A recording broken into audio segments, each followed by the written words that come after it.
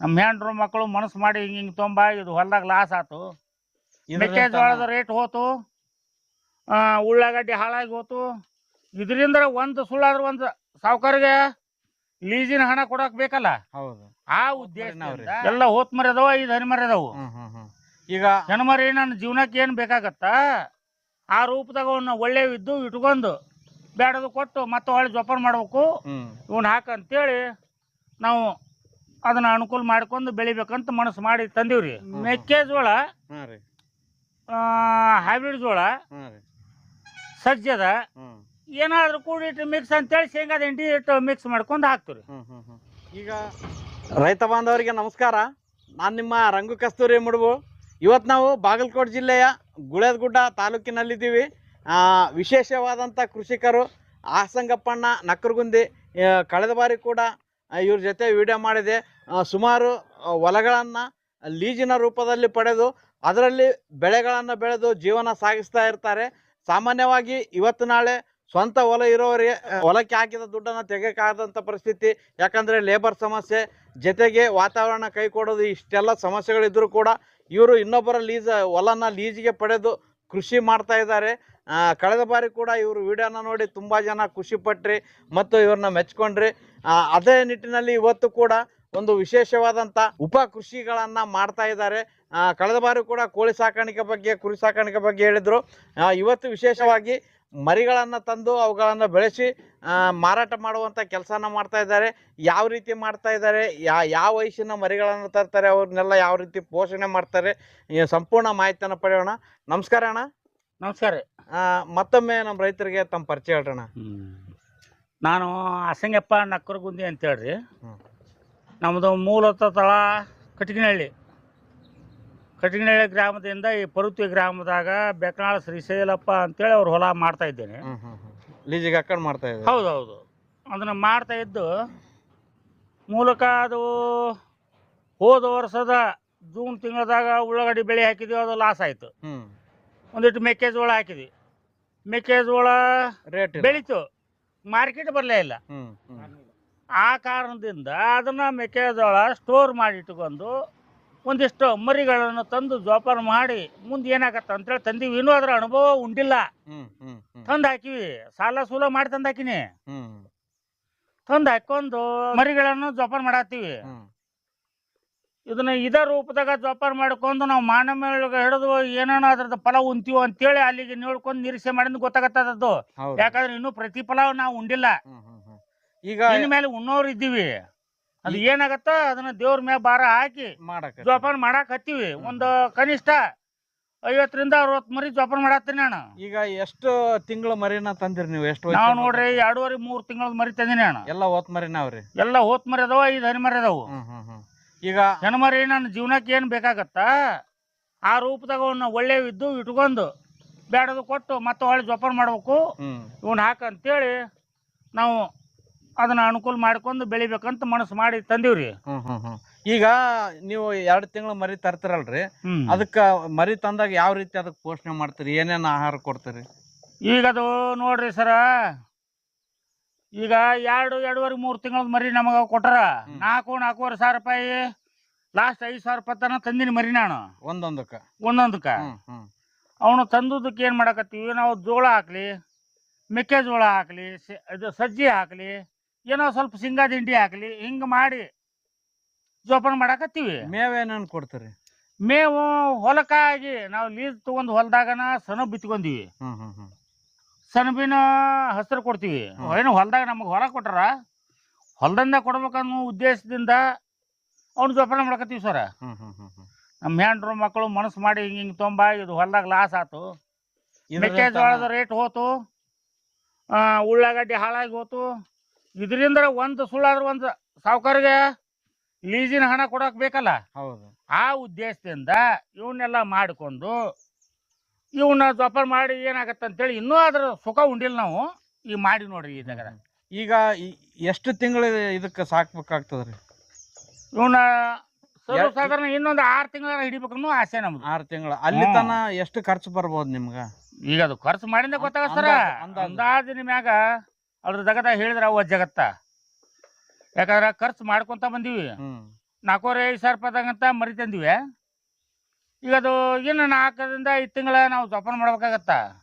ಅದನ್ನ ಮಾಡಿಂದ ಅದ್ರ ಖರ್ಚು ಹೆಚ್ಚಾಗಿ ಗೊತ್ತಾಗತ್ತ. ಈಗ ಅದ್ರ ಒಟ್ಟು ಸ್ಟಡಿ ಮಾಡಿ ಹೇಳಂದ್ರೆ ನಮಗೆ ನೀಗಲಾರ್ದ ಮಾತು ಉಪೇದಪ್ಪಿನೂ ನಮಗೆ ಮಾತಾಡೋದು ನಿಗೋದಿಲ್ಲ. ಏನ್ ರೇಟಿಗೆ ಹೋಗ್ಬೋದ್ರಿ ಮುಂದೆ ನಿಮ್ಗೆ 6 ತಿಂಗಳಾದ್ಮೇಲೆ? ನೋಡ್ರಿ, ನಮ್ಮ ಕನಿಷ್ಠ 10,000 ರಿಂದ 12,000 ರೂಪಾಯಿ ನಮಗೆ ನಿಗದಿ ಸಿಕ್ಕಾಗ ಅದ್ರ ಮಾಗಣಿ. ಇಲ್ಲ ಇದ್ರಂದ್ರ ನಮಗ ಲಾಸ್ ಆಗ್ತದೆ. ಅದು ಅಲ್ಲಿವರೆಗೂ ಬೆಳೆದ್ರಂದ್ರ ನಮ್ಗೊಂದು ತೂತಾನ ಉಂಡಂಗ ಆಗತ್ತ ರೈತರಿಗೆ. ಇಷ್ಟ ಐತ್ ನೋಡ್ರಿ. ಇವ್ ಈಗ ಎಷ್ಟು ತಿಂಗಳದ ಅವ್ರಿ ಮರಿ? ಈಗ ಅದು ಸರ್ವಸಾಧಾರಣ 4 ತಿಂಗಳದ ಅದಾವ್ರಿ. 4 ತಿಂಗಳು ಮರಿ. ಇಲ್ಲಿ ಎಷ್ಟಾವ್ರಿ ಇಲ್ಲಿ 4 ತಿಂಗಳು ಮರಿ? ಇಲ್ಲೇ ಒಂದು 16 ರಿಂದ 17 ಮರಿ ಅದಾರಿ. ಮತ್ ಬೇರೆ ಕಡೆ ಅಲ್ಲೇ ನೆಕ್ಸ್ಟ್ ಬೇರೆ ಕಡೆ ಒಂದು ಫಾರ್ಮ್ ಮಾಡಿವಿ. ಹಚ್ಚ ಕಡೆ ಏನೈತಿ 4 ರಿಂದ 45 ಅದಾವ. ಅವು ಏನ್ ವಯಸ್ಸಿನ ಅವ್ರಿ? ಅವು ಇದಕ್ಕಿಂತ 1-1.5 ತಿಂಗಳು ಹೆಚ್ಚಿನ ಅದಾವ್ರಿ. ಅವು ತೋರ್ಸ್ರಿ ಯಾವ? ನೋಡಿ ಬರ್ರಿ ನೋಡುನು. ಇಲ್ಲೇ 45 ರಿಂದ 50 ಅದಾವ್ರಿ. 45 ರಿಂದ 50. ಇವು ಎಷ್ಟು ತಿಂಗಳು ಅವ್ರಿ ವಯಸ್ಸು? ಇವು ನೋಡ್ರಿ ಅಲ್ಲೇ 4 ತಿಂಗಳ ಮರಿ. ಇವು 5 ರಿಂದ 5.5 ತಿಂಗಳ ಮರಿ ಅದಾವ್ರಿ. ಇವು ಇನ್ನ ಎಷ್ಟು ತಿಂಗಳ ಬೇಕ್ರಿ ಮಾರಾಟ ಮಾಡ್ಬೇಕಂದ್ರ? ಇವಕ್ಕೆ ಇನ್ನೂ 4 ತಿಂಗಳು ಹಿಡಿಬೇಕನ್ನೋ ಆಸೆ ಐತ್ರಿ. ಸಾಮಾನ್ಯವಾಗಿ ಎಲ್ಲ ಕಡೆ ಟಗರ್ ಮರಿಗಳನ್ನ ಜಾಸ್ತಿ ಸಾಕ್ತಾರೆ, ಲಾಭ ಜಾಸ್ತಿ ಅದ ಅಂತೇಳಿ. ನೀವು ಈ ಓತ್ ಮರಿಗಳನ್ನ ಸಾಕ್ಲಕತ್ತೀರಿ, ಯಾವ ತರ ಇದನ್ನ? ಅದು ಏನೋ ಸಾವ್ಕಾರ ನೀವು ಹೇಳತ್ತೀರಿ, ಟಗರ್ ಮರಿ ಸಾಕಾತರ. ಟಗರ್ ಮರಿ ಸ್ವಲ್ಪ ದಿನದಾಗ ವಯಸ್ಸಿಗೆ ಬಂದ್ರೆ ಅದು ಗುದ್ದಾಡಕ್ಕೆ ನಿಂದಿರ್ತೈತಿ, ಕಾಳಗ ಮಾಡಕ್ಕೆ ನಿಂದಿರ್ತದ ಅನ್ನೋ ಉದ್ದೇಶದಿಂದ ನಾನು ಗಂಡು ಮರಿಯನ್ನು ಸಾಕಿನಿ. ಯಾವುದು ಮೇಕೆ ಮರಿಯನ್ನು ಸಾಕಿನಿ, ಗಂಡು ಮರಿ. ಅದು ಏನಾಗತ್ತ, ಇದು ಒಂದ್ಸರ ಫಲ ಉಂಡಿಂದ ನೆಕ್ಸ್ಟ್ ಟಗರ್ ಮರಿ ಸಾಕು ಅಂತ ತಲೆ ಆಗದ. ಇದನ್ನ ಮಾಡ್ಕೊಂಡ್ ನೋಡಿ, ಇದು ಲಾಭ ಅದು ಲಾಭ ಮುಂದೆ ನೋಡಿ ಹೇಳ್ತೀವಿ ನಾವು ನಿಮ್ಗೆ. ಒಟ್ನಲ್ಲಿ ಕೃಷಿ ಜೊತೆಗೆ ಉಪಕಸಬಿದು. ಯಾಕಂದ್ರೆ 1 ವರ್ಷ ಹೊಲ್ದಾಗ ಬೆಳಿತೈತಿ, 1 ವರ್ಷ ಬೆಳೆಯಲ್ಲ. ಬೆಳೆದ ಇದ್ರು ಅದು ಹೊಲ ಪೇಲ ಆತಂದ್ರ ಇವನರ ಮಾರಿ ಆ ಮಾಲಾಕರ್ದು ಲೀಸಿನ ಲಾವಣಿ ಕೊಡ್ಬೇಕು ಅನ್ನುವಂಥ ಉದ್ದೇಶದಿಂದ ಇವನ್ನ ಉಪಕಸಬು ಮಾಡ್ಕೊಂಡು ಏನೋ ಒಂದು 10-8 ಮರಿ ಮಾರಿದಂದ್ರೆ ಅವ್ರು ಲಾವಣಿಯಾರ ಹೋದಿತ್ತಲ್ಲ ಅನ್ನುವಂಥ ಜೀವನಕ್ಕೆ ಮಾಡಕ ನಾವು ಕಷ್ಟಪಟ್ಟು ಜೋಪಾನ ಮಾಡಕತ್ತೀವ್ರಿ. ಈಗ ನೀವು ತಂದಾಗ್ಲಿಂತ ಇದಕ್ಕೆ ಯಾವುದೇ ತರ ರೋಗ ಸಮಸ್ಯೆ ಏನು ಬಂದಿಲ್ರಿ? ಇನ್ನೂ ಏನೋ ಕಂಡು ಬಂದಿಲ್ರಿ. ಅದಕ್ಕೆಲ್ಲ ಔಷಧಿ ಮಾಡತ್ತೀವಿ. ನೀವೇ ಆಲ್ರೆಡಿ ನಮ್ಮದು ಲಾಯ್ ಪಂಚಾಯತಿ ವ್ಯಾಪ್ತಿಯಲ್ಲಿ ಬರುವ ಸರ್ಕಾರಿ ದಂಡ ಆಸ್ಪತ್ರೆಯಿಂದ ಡಾಕ್ಟರ್ಗಳದ್ದ ಸಲಹೆ ಪಡೆದು ಇದನ್ನ ಜೋಪಾನ ಮಾಡತ್ತೀವ್ರಿ. ಒಟ್ಟ ಏನೇ ಸಮಸ್ಯೆ ಬಂದ್ರು ಅವ್ರು ಬಂದು ಕರೆದ ಬರ್ತಾರ್ರಿ. ಇದನ್ನ ಮಾರಾಟ ವ್ಯವಸ್ಥೆ ಹೆಂಗಾದ್ರಿ? ಇಲ್ಲೇ ನಿಮ್ಮ ಲೋಕಲ್ ಮಾರಾಟ ಆಗ್ತದೆ? ಸದ್ಯ ನಾವು ಜೋಪಾನ ಮಾಡತ್ತೀವ್ರಿ. ನಮಗ ಅಮೀನಗಡದ ಭಾಗದ ಸಂತಿ, ನೆಕ್ಸ್ಟ್ ಕೆರೂರು. ಈಗ ಇಲ್ಲೇ ಬಂದು ವ್ಯಾಪಾರಸ್ಥರು ಬಂದು ಅವ್ರಿಗೆ ನಮ್ಗ ಮಾಗಣಿ ಹೊಂತಿ ಅಂದ್ರ ಇಲ್ಲೇ ಕೊಡ್ತೀವ್ರಿ. ಅದು ನಿಗದಾಗಿದ್ರ ಕೆರೂರು ಹೋಗ್ತೀವಿ, ನೆಕ್ಸ್ಟ್ ಅಮೀನಗಡ ಹೋಗ್ತೀವಿ. ಇವೆರಡು ಸಂತಿ ಮೀರಿಂದ ಅದು ಮುಂದಲ್ದ ಸಂತಿ ನೆನಪು ತಗೊಂತೀವಿ ಹೊರತಾಗಿ ಇವೆರಡು ನಮ್ಮ ಜಿಲ್ಲಾದಂತ ಸಂತ್ರಿ ಇವೆರಡು ತೆಗೆದ ಮಾಡ್ತೀವಿ ನಾವು. ಒಟ್ನಾಗ ಪ್ರಯತ್ನ ಮಾಡತ್ತೀವಿ. ಇನ್ನೂ ಲಾಭ ಸಿಕ್ಕಿಲ್ಲ ಅಂದ್ರೆ ಕಷ್ಟಕ್ಕೆ ತಕ್ಕ ಪ್ರತಿಫಲ ಸಿಗ್ತದ, ಸಿಗ್ತದ ಅಂತೇಳಿ ನಾವು ಧೈರ್ಯದಿಂದ ಮಾಡತ್ತೀವ್ರಿ. ಅದನ್ನ ಫಲ ಕೊಡುದು ಬಿಡುದು ದೇವ್ರ ಕಡೆ ಇಚ್ಛಾ. ಬರಬರ್ರಿ. ಅಣ್ಣ, ಇವಕ್ಕ ದಿನನಿತ್ಯ ಮೇವು ಯಾವ ತರ ನಿರ್ವಹಣೆ ಮಾಡ್ತೀರಿ? ಸರ, ನಾವು ಮೇವು ಅಂದ್ರ ನಾವು ಲೀಜಿ ತಗೊಂಡಂತ ಹೊಲದಾಗನ ಸನ ಬೆಳೆದಿವಿ, ಅಲಸಂದಿ ಹಾಕಿವಿ, ಸಜ್ಜಿ ಬೆಳೆದಿವಿ. ಅದನ್ನ ಇಟ್ಟು ಹಾಕೊಂಡು ಮತ್ತೊಳ್ಳಿ ಕಳ್ಳಿ ಹೊಡ್ತಿದ್ದೀವಿ, ಶೇಂಗಾ ಹೊಡ್ತಂದಿವಿ. ಅದನ್ನೊಂದು ಊಟ ಅದನ್ನೊಂದು ಊಟ ಅದನ್ನೊಂದು ಊಟ ಅಂದ್ರೆ 3-4 ಐಟಮ್. ಮಧ್ಯಾಹ್ನವರೆಗೆ 2 ಐಟಮ್ ಹಾಕ್ತಿವಿ, ಸಾಯಂಕಾಲದವರೆಗೂ 2 ಐಟಮ್ ಹಾಕಿ ಹಸಿ ಮೇವು ಒಣ ಮೇವು ಹಸಿ ಮೇವು ಹಾಕೊಂತ. ಒಣ ಮೇವು ಏನೇನಾದ್ರಿ? ಒಣ ಮೇವು ಅಂದ್ರೆ ಶೇಂಗಾದ ಹೊಟ್ಟದ, ಕಳ್ಳಿ ಹೊಟ್ಟದ, ಬಿಳ್ಜೋಳ ಮೇವು ತಗೊಂಡಿನಿ ಒಂದು 15,000 ರೂಪಾಯಿ ಕೊಟ್ಟು. ಬಿಳ್ಜೋಳ ಮೇವು ಹಾಕ್ತಿವಿ. ಮತ್ತೊಳ್ಳಿ ಮೆಕ್ಕೆಜೋಳದ ಹೊಟ್ಟದ ಮೇವದ, ಅದನ್ನ ಇಷ್ಟ ಹಾಕ್ತಿವಿ. ಕಾಳ ಕಡೆ ಏನೇನು ಹಾಕ್ತಿರಿ? ಮೆಕ್ಕೆಜೋಳ, ಹೈಬ್ರಿಡ್ ಜೋಳ, ಸಜ್ಜದ, ಏನಾದರೂ ಕೂಡಿಟ್ಟು ಮಿಕ್ಸ್ ಅಂತೇಳಿ ಶೇಂಗಾದ ಹಿಂಡಿ ಇಟ್ಟು ಮಿಕ್ಸ್ ಮಾಡ್ಕೊಂಡು ಹಾಕ್ತೀವಿ. ಒಟ್ನಾಗ ರೈತರಾದವರು ಕೃಷಿ ಜೊತೆಗೆ ಈ ರೀತಿ ಉಪಕಸಬು ಮಾಡೋದ್ರಿಂದ ಅನುಕೂಲ ಆದಂತ ಹೇಳ್ತೀರಿ. ಹೌದೌದೌದೌದು. ಈಗ ಯಾಕಂದ್ರೆ ಒಂದು ವರ್ಷ ಬೆಳೆಯಾಗ ಒಳ್ಳೆ ಫಲ ಕೊಡ್ತತಿ, ಒಂದು ವರ್ಷ ಲಾಸ್ ಆಗಿಬಿಡ್ತೈತಿ. ಲಾಸ್ ಆದಾಗ ಸಾವುಕಾರ ಲಾವಣಿ ಕೊಡ್ಬೇಕಾದ್ರೆ ನಮ್ಗೆ ಕಷ್ಟ ಆಗ್ತಾ ಇರ್ತದೆ.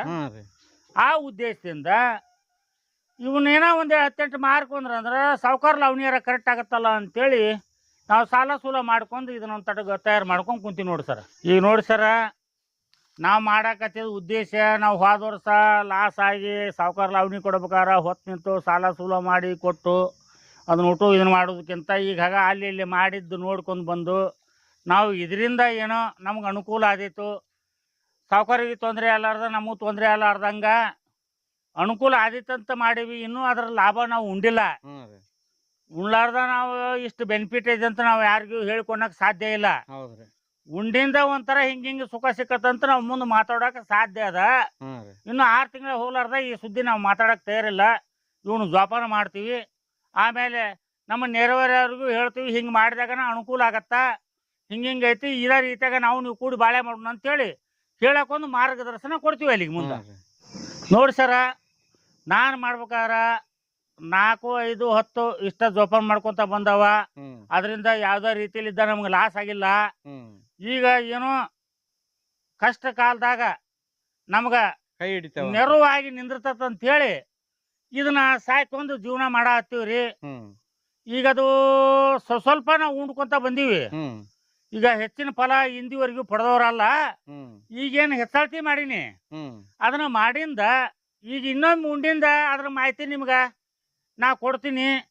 ಈಗ ಮುಂದೆ ಮಾಡೋ ರೈತರಿಗೆ ಏನ್ ಹೇಳಕ್ ಇಷ್ಟ ಪಡ್ತೀರಿ ನೀವು? ಈಗ ನೋಡ್ರಿ, ನಾನು ಧೈರ್ಯದಿಂದ ಮಾಡತ್ತೀನಿ. ಅದ್ರಂಗ ನೀವು ಹೆಮ್ಮೆಯಿಂದ ಮಾಡಿ, ಹೆಸರು ಗಳಿಸೋಂಗ ಮನಸ್ಸು ಕೊಟ್ಟು ಮಾಡಿ, ನೀವು ಅದ್ರ ಪ್ರತಿಫಲ ಉಂಡ್ರಿ ಅಂತ ತಮ್ಮಲ್ಲಿ ಬೇಡ್ಕೊತೀನಿ ನಾನು. ಈಗ ನೋಡಿ ಸರ, ಈಗ 4 ಮಂದಿ ಅಲ್ಲಿ ಎಲ್ಲ ಅನುಭವ ತಗೊಂಡು ಅದನ್ನ ಸರಿಯಾಗಿ ಉಪಯೋಗ ತಗೊಂಡು ಬೆಳೆಸಿಂದ ಅದು ಸರಿಯಾಗಿ ನಾವು ಉಂಡ್ವಿ ಅಂದ್ರೆ ಈಗ ಅದನ್ನ ಅವ್ರು ನಮ್ಗೆ ಹೇಳಿದವ್ರಿಗೂ ಅನುಕೂಲ ಆಗತ್ತ, ನಮಗೂ ಅನುಕೂಲ ಆಗತ್ತ. ಎಲ್ಲಾರ ನಾವು ಮಾಡಿವಿ ಅಂತೇಳಿ ತಿರಸ್ಕಾರ ಮಾಡಿದ್ರೆ ನಿಮಗೂ ಒಳ್ಳೇದಾಗುದಿಲ್ಲ, ಹೇಳಿದವ್ರಿಗೂ ಒಳ್ಳೇದಾಗುದಿಲ್ಲ ಅಂತೇಳಿ ನನ್ನ ಅನಿಸಿಕೆ ಐತಿ ನೋಡ್ರಿ. ಓಕೆ ಸರ್, ನೋಡ್ರಲ್ಲ ರೈತ ಬಾಂಧವ್ರೆ, ಕೃಷಿ ಜೊತೆಗೆ ಹಲವಾರು ಉಪಕಸಗಳನ್ನು ಮಾಡ್ತಾ ಇದ್ದಾರೆ. ಕೋಳಿ ಸಾಕಾಣಿಕೆ ಮಾಡಿದ್ದಾರೆ. ಒಂದರಿಂದ ಒಂದಕ್ಕೆ ಅನುಕೂಲ ಆಗ್ತದೆ ಅನ್ನೋ ವಿಚಾರದಿಂದ ವಿಶೇಷವಾಗಿ ಓತ ಮರಿಗಳನ್ನು ತಂದು ಸಾಕಿದ್ದಾರೆ. ಅವರು ಮುಂಚೆನೇ ಹೇಳೋದಿಲ್ಲ, ಯಾಕಂದರೆ ಲಾಭನ ಆಗಬೋದು, ನಷ್ಟನ ಆಗ್ಬೋದು. ನಮ್ಮ ಅದೃಷ್ಟ ಅದು. ಸುಮ್ಮನೆ ಬೇರೆಯವರಿಗೆ ಇಷ್ಟು ಲಾಭ ಅಷ್ಟು ಲಾಭ ಅಂತ ಹೇಳಿ ನಾಳೆ ದಿನ ಅವರು ಮಾಡಿ ಲಾಸ್ ಆಗೋದು ಬೇಡ. ನಾವು ಕಷ್ಟಪಟ್ಟಿವಿ, ಕಷ್ಟಪಟ್ಟದಕ್ಕೆ ತಕ್ಕಂಥ ಪ್ರತಿಫಲ ಸಿಗ್ತದೆ ಅಂತ ಖುಷಿಯಿಂದ ಹೇಳ್ತಾ ಇದ್ದಾರೆ. ಈ ವಿಶೇಷ ಮಾಹಿತಿಯನ್ನು ನೀಡಿದಂಥ ಅಸಂಖ್ಯಪ್ಪಣ್ಣವರಿಗೆ ತುಂಬ ಹೃದಯದಿಂದ ಧನ್ಯವಾದಗಳನ್ನು ತಿಳಿಸುತ್ತಾ ಈ ವಿಡಿಯೋನ ಸುಮಾರು ಜನ ರೈತರಿಗೆ ಶೇರ್ ಮಾಡಿರಿ. ಎಲ್ರಿಗೂ ಇವರ ಮಾಹಿತಿ ತಲುಪಲ್ಲ ಅಂತ ಹೇಳ್ತಾ ಮುಂದಿನ ವಿಡಿಯೋದಲ್ಲಿ ಇನ್ನೂ ಹೆಚ್ಚಿನ ಮಾಹಿತಿಯೊಂದಿಗೆ ಮುಂದೆ ಬರ್ತೇನೆ. ಅಲ್ಲಿವರೆಗೂ ನಮಸ್ಕಾರ.